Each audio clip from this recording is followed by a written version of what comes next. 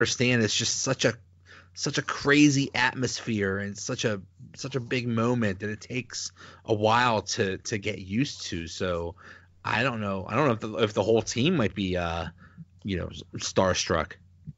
I mean, they definitely can be. We could see Goff go out there early and kind of like he has cobwebs in his head. He just doesn't know what he's doing. He gets stunned. You could see the offensive line just can't handle the noise, or just get lost in the moment. A lot of players do that. Like we saw when Carolina played against Denver in the Super Bowl a couple years back.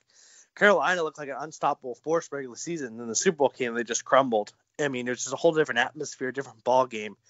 And these players have to be ready for it. And it's up to, I think it's more on Wade Phillips at this point in the veteran leadership of the players that have been to the Super Bowl to really pull the troops together and be like, hey, this is what you need to prepare for. This is how it's going to feel like. Just don't think of it as a huge game. Think of it as any other game, and we're going to lead you to the right place. Yeah, I think that feeling of being, like, oh my God, what's going on is, lasts. It could last a minute or two. It could last a little bit longer than that, but it's almost like they have to, survive that first part of it. And I'm afraid if New England gets the coin toss and elects to receive the ball, especially the way they've been going in the playoffs, they might just drive and score first, and that might be a little bit scary. Yeah, but you've probably seen it before, the stat where the Patriots, I think it's like the last 5 times in the playoffs or whatnot, they've only scored 3 points in the total 5 years they've been to the Super Bowl.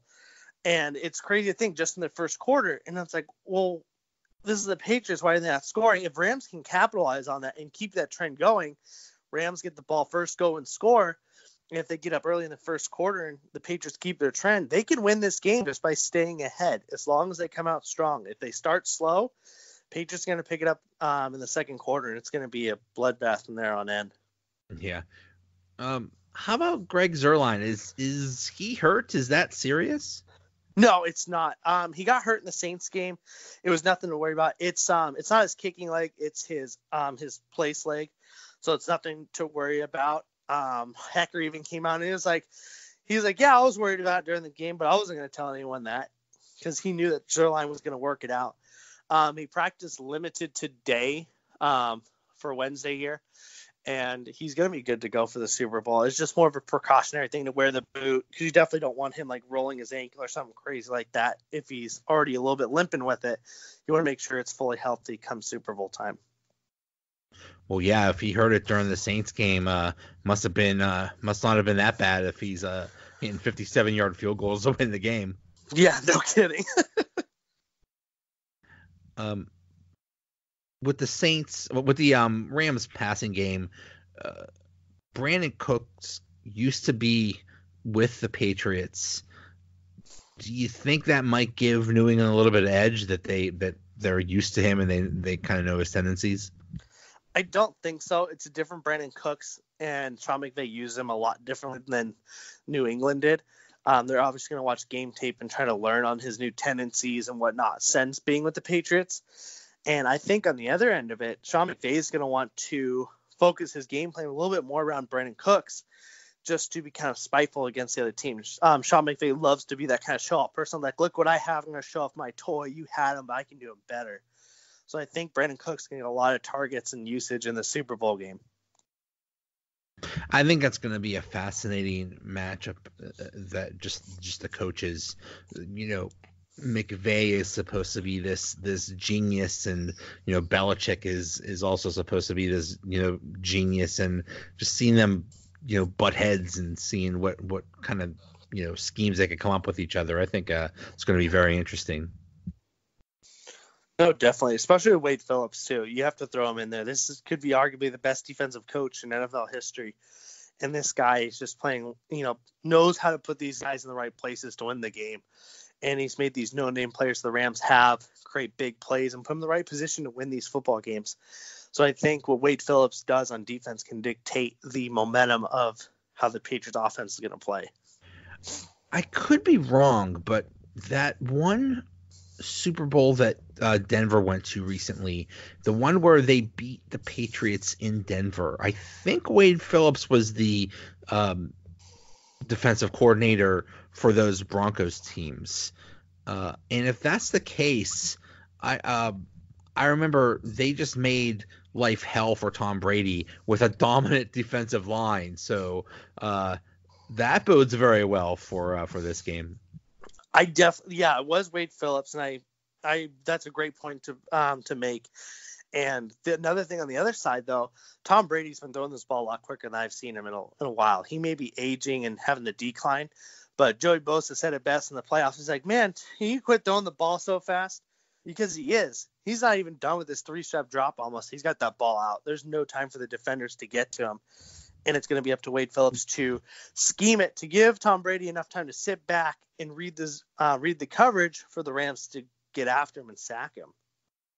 Yeah. So much is made. Oh, Brady's not getting sacked. Maybe because he doesn't want to get sacked. Exactly. And he's throwing the ball away so quick. So we'll see. So what do you think is in terms of a prediction? How do you think this is going to go? I think it's going to be a lower scoring game. Most Super Bowls are, just because, these are the best of the best playing against each other. I had it at 28-24 Rams winning it. It's not going to be an easy game, like I said, and I think the Rams can just pull it out with this win. It's going to be late.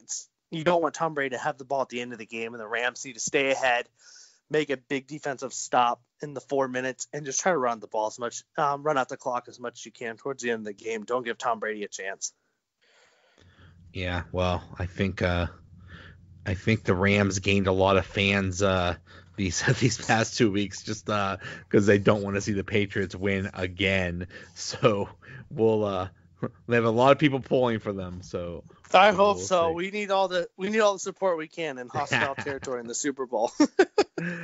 All right, sir. Skyler Burkardt at Burkardt Skyler on Twitter, host of the Pylon to Pylon podcast and editor of Downtown Rams. Thank you so much. Thank you, Joe. Thanks for having me. Thanks for listening. We'll be back tomorrow with more episodes about the Super Bowl. Thanks again to Ryan Whitfield and Skyler Burkardt. Talk to you later. Another episode is in the bag. Sit back. Have another beer. Reppin' at the end of the universe. Yeah. Talking steel. Reppin' at the end of the universe. Reppin' at the end of the universe. Yeah. Reppin' at the end of the universe. Yeah. Reppin' at the end of the universe. Yeah.